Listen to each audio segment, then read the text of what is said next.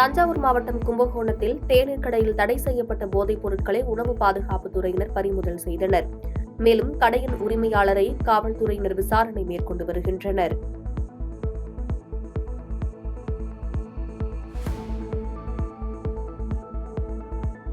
இடுக்கி மாவட்டம் மூணார் அருகே வனத்துறை மற்றும் கேரள அரசை வலியுறுத்தி காங்கிரஸ் மற்றும் விடுதலை சிறுத்தைகள் கட்சி சார்பில் ஆர்ப்பாட்டம் நடத்தப்பட்டது. இந்த ஆர்ப்பாட்டத்தில் நல்லதண்ணி பகுதியில் காட்டு யானை தாக்கி இருவருக்கு பலத்த காயம் ஏற்பட்டதை கண்டித்து காயமடைந்தோருக்கு தலா 25 லட்சம் ரூபாய் அரசு வழங்க வேண்டும் என்றும் கோரிக்கை விடுத்தனர்.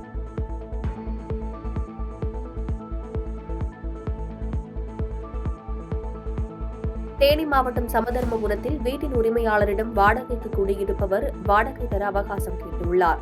இதுகுறித்து அவர்களிடையே பேச்சுவார்த்தை முற்றி வாக்குவாதம் ஏற்பட்டதால் வீட்டின் உரிமையாளர் அரிவாளை கொண்டு வாடகைக்கு குடியிருப்பவரின் மீது தாக்குதல் நடத்தியதால் அவர் பலத்த காயமடைந்தார்.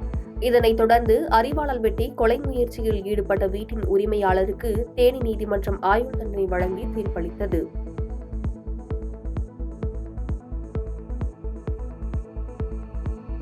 வேலூர் சின்ன அல்லாபுரத்தில் கத்தியுடன் மதுபோதையில் 2 இளைஞர்களிடையே தகராறு ஏற்பட்டுள்ளது.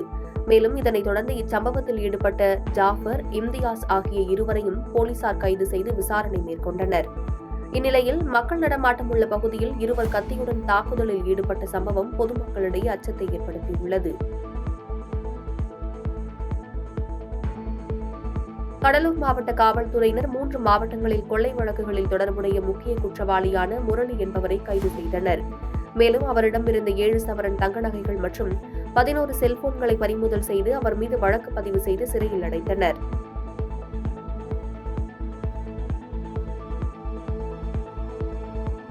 தமிழகம் முழுவதும் காங்கிரஸ் சார்பில் நாடாளுமன்ற எதிர்க்கட்சித் தலைவர் ராகுல் காந்தியை இழிவாக பேசிய பாஜக தற்காலிக பொறுப்பாளர் எச். ராஜா மீது புகார் மனு அளிக்கப்பட்டு வருகிறது. இந்நிலையில் திருவண்ணாமலை மாவட்டம் மங்கலம் காவல் நிலையத்தில் முன்னாள் மாநில பொதுக்குழு உறுப்பினர் ரா. ஞானசேகரன் தலைமையில் புகார் மனு அளித்தனர்.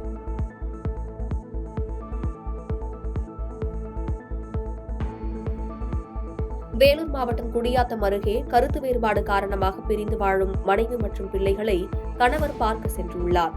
அப்போது மனைவியின் குடும்பத்தினர் கணவர் மற்றும் அவரின் தாயை ஆபாச வார்த்தைகளால் பேசி தடுத்ததால் மனமுடைந்த இருவரும் தீக்குளிக்க முயற்சி செய்துள்ளனர். இச்சம்பவம் குறித்து போலீசார் இருவரிடமும் விசாரணை மேற்கொண்டு வருகின்றனர்.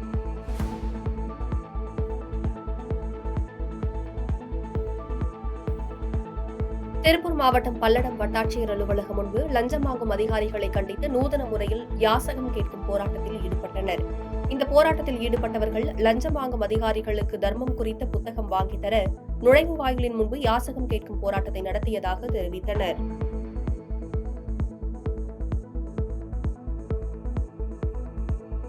மயிலாடுதுறை மாவட்டத்தில் 1 கோடி பனை விதைகள் நடும் பணியை முன்னிட்டு தரங்கம்பாடி அருகே கல்லூரி மாணவர்கள், மகளிர் சுய உதவி குழுவினர், சமூக ஆர்வலர்கள் மூலம் பனை விதைகள் சேகரிப்பு முகாமினை மாவட்ட ஆட்சியர் தொடங்கி வைத்தார்.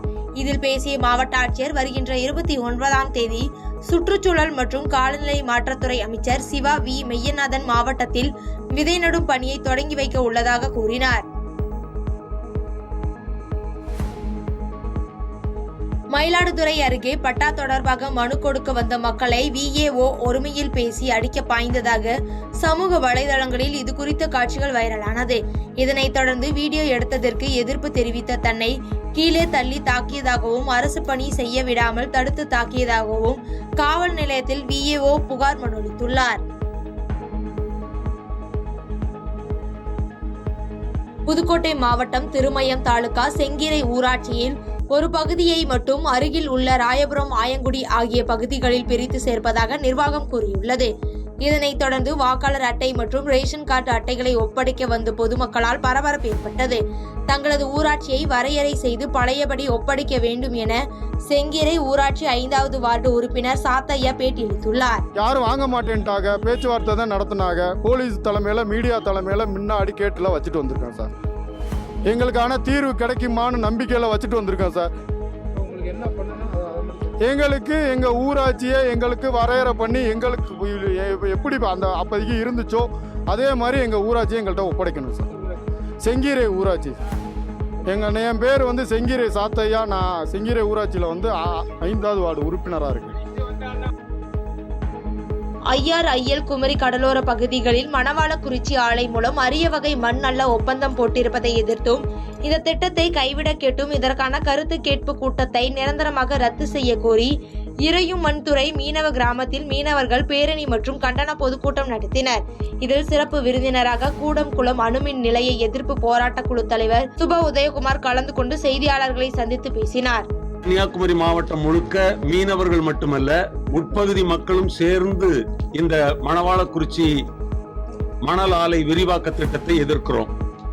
என்னை பொறுத்தவரை மண்டைக்காடு அம்மன் கோவில் அருகே உள்ள பருத்திவிளை என்கிற கிராமத்தில் என்னுடைய நெருங்கிய உறவினர்கள் திரு திருமால், திரு திரவியம், திரு தங்கம் போன்ற 4 பேர் புற்றுநோயால் மரணமடைந்திருக்கிறார்கள். மணவாளக்குறிச்சி மணல் ஆலையில் கூலி வேலை செய்து மணலை தினமும் தலையில் தூக்கி சுமந்து அங்கே வேலை செய்து அந்த கதிரியக்கத்துக்கு ஆளாகி அவர்கள் மரணமடைந்தார்கள். அவர்களுடைய இறுதிச் சடங்கிலே கலந்து கொண்டவன் என்ற முறையிலே நான் சொல்கிறேன். இது கடலோர மக்களை மட்டுமல்ல, கன்னியாகுமரி மாவட்டம் முழுக்க உள்ள மக்களை பாதிக்கிறது. இந்த விரிவாக்கம் இன்னும் ஏராளமானோரை மிக மோசமான அளவில் பாதிக்கும் என்கிற அடிப்படையில் தான் நாங்கள் இந்த திட்டத்தை எதிர்க்கிறோம். விழுப்புரம் மாவட்டம் திண்டிவனம் வட்டாட்சியர் அலுவலகத்தில் வீட்டுமனை பட்டா கேட்டு நெய்க்குப்பி கிராமத்தைச் சேர்ந்த பொதுமக்கள் வட்டாட்சியர் அலுவலகத்தை முற்றுகையிட்டு போராட்டத்தில் ஈடுபட்டதால் பரபரப்பு ஏற்பட்டது. இதனைத் தொடர்ந்து வட்டாட்சியர் சிவா பேச்சுவார்த்தை நடத்தி நடவடிக்கை எடுக்கப்படும் என தெரிவித்த பின் போராட்டம் கைவிடப்பட்டது. விழுப்புரம் மாவட்டம் திண்டிவனம் அருகே ஸ்ரீமத் சிவஞான பாலய சுவாமிகள் தமிழ் கல்லூரியின் நான் முதல்வன் திட்டத்தின் கீழ் உயர்வுக்குப்படி உயர்கல்விக்கு வழிகாட்டுதல் முகாம் நடைபெற்றது. இந்நிகழ்ச்சியில் அமைச்சர் செஞ்சி மஸ்தான் கலந்து கொண்டு சிறப்புரையாற்றினார். செங்கல்பட்டு மாவட்டம் மதுராந்தகம் சென்னை திருச்சி தேசிய நெடுஞ்சாலையில் சாலை புதுப்பிக்கும் பணி நடைபெறுவதால் சுமார் 8 கிலோமீட்டர் தூரம் கடும் போக்குவரத்து நெரிசல் ஏற்பட்டது. இதனைத் தொடர்ந்து மாவட்ட நிர்வாகம் உடனே நடவடிக்கைகள் எடுக்க வேண்டும் என வாகன ஓட்டிகள் கோரிக்கை வைத்துள்ளனர். விருதுநகர் மாவட்டம் சாத்தூர் சட்டமன்ற தொகுதிக்குட்பட்ட பகுதியில் அதிமுகவில் புதிதாக மாநில அளவில் அம்மா பேரவை இணைச் செயலாளர் பதவி ராஜவர்மனுக்கு வழங்கப்பட்டுள்ளது. இதை வாழ்த்தும் விதமாக சாத்தூர் நகர் பகுதியில் பிளக்ஸ் பேனர்கள் வைக்கப்பட்டன. இந்த நிலையில் வைக்கப்பட்டிருந்த பேனரில் உள்ள ராஜவர்மன் படத்தை மட்டும் மர்ம நபர்கள் கிழித்ததால் பரபரப்பு ஏற்பட்டது.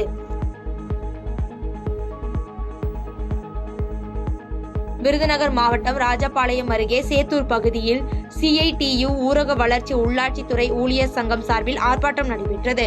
இதில் பல்வேறு கோரிக்கைகளை வலியுறுத்தி 100க்கும் மேற்பட்ட தொழிலாளர்கள் கண்டன ஆர்ப்பாட்டத்தில் ஈடுபட்டனர். மதுரை ராஜபாளையம் வழியாக கேரளாவுக்கு கடத்த முயன்ற 15 டன் ரேஷன் அரிசி மூட்டைகளை அதிகாரிகள் பறிமுதல் செய்துள்ளனர். மேலும் கடத்தல் தொடர்பாக லாரி ஓட்டுநர் தங்கதுரையிடம் அதிகாரிகள் விசாரணை நடத்தி வருகின்றனர். ஈரோடு மாவட்டம் அவல்பூந்துறை அருகேயுள்ள புகழ்பெற்ற தென்னக காசி வைரவர் கோயிலில் புரட்டாசி மாத தேய்பிறை அஷ்டமியை முன்னிட்டு ஆயிரக்கணக்கான பக்தர்கள் கருவறைக்குள் சென்று வைரவருக்கு பாலாபிஷேகம் செய்து வழிபட்டனர்.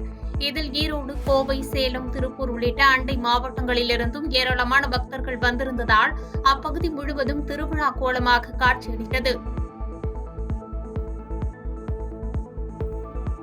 திருப்பூர் மாவட்டம் காமநாயக்கன்பாளையம் காவல் நிலைய எல்லைக்குட்பட்ட கரடிவாவி பகுதியில் போலீசார் வழக்கம் போன்று வாகன சோதனையில் ஈடுபட்டிருந்த போது அவ்வழியே வந்த காரை நிறுத்தி சோதனை செய்ததில் 18 கிலோ கஞ்சா கைப்பற்றப்பட்டது. போலீசாரின் முதற்கட்ட விசாரணையில் வாடகை கார் மூலம் கஞ்சா கடத்தியதும் கேரள மாநிலம் கொல்லம் பகுதியைச் சேர்ந்த அஜ்மல் என்பதும் தெரியவந்தது. தொடர்ந்து கைதான அஜ்மலை போலீசார் நீதிமன்றத்தில் ஆஜர்படுத்தி பின்னர் சிறையில் அடைத்தனர். திருப்பூர் மாவட்டம் உடுமலை அடுத்த பள்ளப்பாளையம் பகுதியைச் சேர்ந்த காளிமுத்து என்பவர் 2 சிறுமிகளை வைத்து ஆபத்தான முறையில் ஜீப் இயக்க வைத்து அதனை வீடியோ பதிவு செய்து தனது இன்ஸ்டாகிராம் பக்கத்தில் பதிவிட்டுள்ளார். இதனைத் தொடர்ந்து காளிமுத்துவிற்கு பலரும் கண்டனம் தெரிவித்து வரும் நிலையில் காளிமுத்து இந்து முன்னணி பிரமுகர் என்றும் கூறப்படுகிறது. தூத்துக்குடி மாவட்டம் வல்லநாடு அருகே கடமான் மற்றும் புள்ளிமான்களின் கொம்புகளை பதுக்கி வைத்திருந்ததாக காசிலிங்கபுரத்தை சேர்ந்த வேலையா மற்றும் அவரது கூட்டாளி உட்பட 2 ஸ்ரீவைகுண்டம் வனச்சரக அலுவலர் கவின் தலைமையிலான வனத்துறை அதிகாரிகள் கைது செய்தனர். செய்தனர். தொடர்ந்து இருவர் மீது குற்ற வழக்கு பதிவு செய்து பாளையங்கோட்டை மத்திய சிறையில் அடைத்தனர். மேலும் அவர்களிடமிருந்து கடமான் மற்றும் புள்ளிமான்களின் கொம்புகளையும் பறிமுதல் செய்தனர். காஞ்சிபுரம் மாவட்டம் மலையம்பாக்கம் ஊராட்சி 3வது வார்டில் அரசுக்கு சொந்தமான குளத்தை சிலர் ஆக்கிரமித்து வீடு கட்டியுள்ளதாகவும் குளத்தை மீட்கவும் வலியுறுத்தி சமூக ஆர்வலர் லட்சுமணன் சென்னை உயர்நீதிமன்றத்தில் வழக்கு தாக்கல் செய்தார். இதனைத் தொடர்ந்து வழக்கு விசாரித்த நீதிபதிகள் உடனடியாக ஆக்கிரமிப்புகளை மீட்க வேண்டும் என துறை சார்ந்த அதிகாரிகளுக்கு உத்தரவிட்ட நிலையில் குள ஆக்கிரமிப்புகளை அகற்ற வரும் அரசு அதிகாரிகளை திமுக பிரமுகரும் மலையம்பாக்கம் 3வது வார்டு கவுன்சிலருமான தனலட்சுமி வெங்கடேசன் பணி செய்ய விடாமல் தடுப்பதாக புகார் அளித்துள்ளது. இந்த நிலையில் நீதிமன்ற உத்தரவை நிறைவேற்ற விடாமல் தடுக்கும் வார்டு உறுப்பினர் தனலட்சுமி வெங்கடேசன் மீது உரிய நடவடிக்கை எடுக்க வேண்டும் எனவும் சமூக ஆர்வலர்கள் கோரிக்கை விடுத்துள்ளனர். செங்கல்பட்டு மாவட்டம் செம்பாக்கம் மற்றும் அச்சரவாக்கம் கிராமங்களில் குடியிருக்கும் 33 இருளர் மற்றும் பழங்குடியின மக்களின் குடும்பங்களுக்கு 1,27,40,000 மதிப்பீட்டில் இலவச வீட்டுமனை பட்டாக்களை மாவட்ட ஆட்சியர் அலுவலகத்தில் மாவட்ட ஆட்சித்தலைவர் அருண்ராஜ் பயனாளிகளிடம் வழங்கினார்.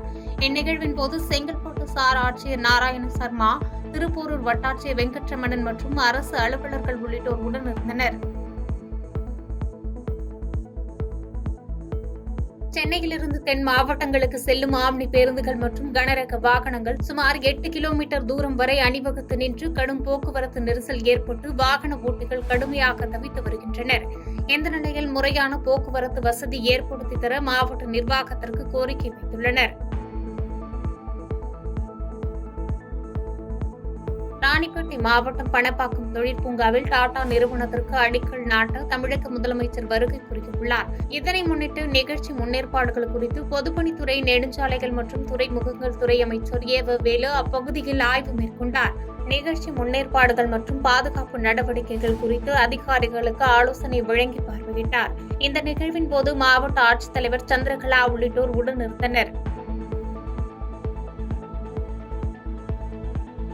மயிலாடுதுறை மாவட்டம் சீர்காழி அருகே நவகிரக செவ்வாய் ஸ்தலமான வைத்தீஸ்வரன் கோயிலில் உண்டியல் காணிக்கை எண்ணும் பணி நடைபெற்றது.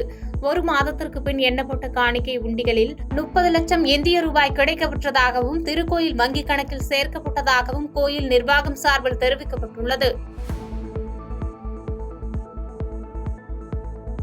ராணிப்பேட்டை மாவட்டம் அரக்கோணம் அருகே திடீர் நகர் பகுதியைச் சேர்ந்த குப்பன் என்பவர் அப்பகுதியில் உள்ள பலரிடம் இலவச கடன் உதவி பெற்று தருவதாக கூறி தனியார் நிதி நிறுவனங்கள் மூலம் 50,000 முதல் 2 லட்சம் ரூபாய் வரை கடனுதவி பெற்றுத் தந்ததாக கூறப்படுகிறது.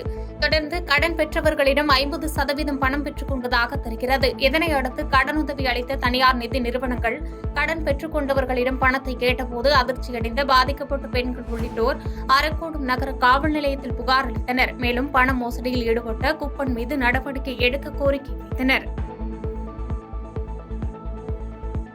பாதகம் செய்பவரை கண்டால் நாம் பயங்கொள்ளலாகாது பாப்பா, மோதி மிதித்து விடு பாப்பா, அவர் முகத்தில் உமிழ்ந்து விடு பாப்பா. அண்மை செய்திகளை உடனுக்குடன் தெரிந்து கொள்ள இணைந்திருங்கள் இயம்நாடு தொலைக்காட்சியுடன்.